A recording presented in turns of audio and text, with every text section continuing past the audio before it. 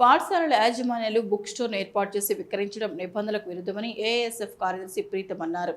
పెద్దపల్లి జిల్లా గోదావరికంలో కృష్ణవేణి విద్యాసంస్థల యాజమాన్యం నిబంధనలకు విరుద్ధంగా పాఠశాలకు కోతవేటు ధరలో ఒక బుక్ స్టోర్ను ఏర్పాటు చేసి పుస్తకాలను విక్రయిస్తున్నారు.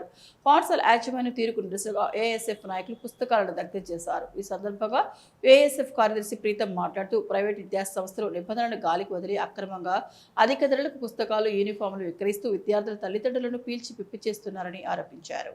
కానీ పారిశ్రామిక ప్రాంతంలో చూసుకున్నట్లయితే కృష్ణవేణి టాలెంట్ స్కూల్ 4 బ్రాంచులు ఉండడం జరిగింది. ఇక్కడ గోవర్కాని పారిశ్రామిక ప్రాంతంలో ఉన్నటువంటి 4 బ్రాంచులకు ఇక్కడ ఉన్నటువంటి మీనాక్షి ఎంటర్ప్రైజెస్ ఇక్కడ బుక్స్ అమ్మడం జరుగుతూ ఉంది. నియమ నిబంధనలకు విరుద్ధంగా ఒకటే స్టేషనరీలో ఈ బుక్స్ ను విక్రయించడం జరుగుతూ ఉంది. ఒక జిఎస్టీ తెచ్చుకొని ఇక్కడ దర్జాగా దోపిడీ చేయడం జరుగుతూ ఉంది. మనము 1వ తరగతి పిల్లవానికి మనము బుక్స్ చూసినట్లయితే 4,500 నుంచి 6,000 రూపాయలు ఉన్నది.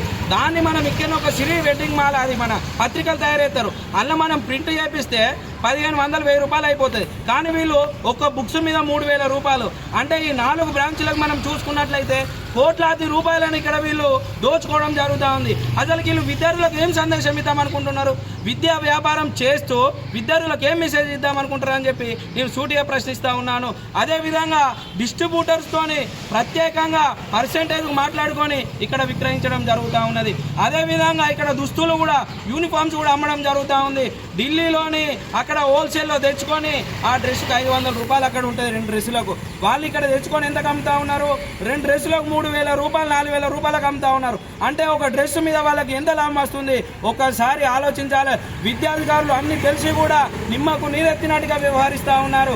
ఇక్కడ ఇట్లా విద్యా వ్యాపారం చేస్తున్న పాఠశాలలపై ఇదే రకమైనటువంటి దాడులు తప్పవని కూడా ఈ సందర్భంగా హెచ్చరిస్తా ఉన్నాను.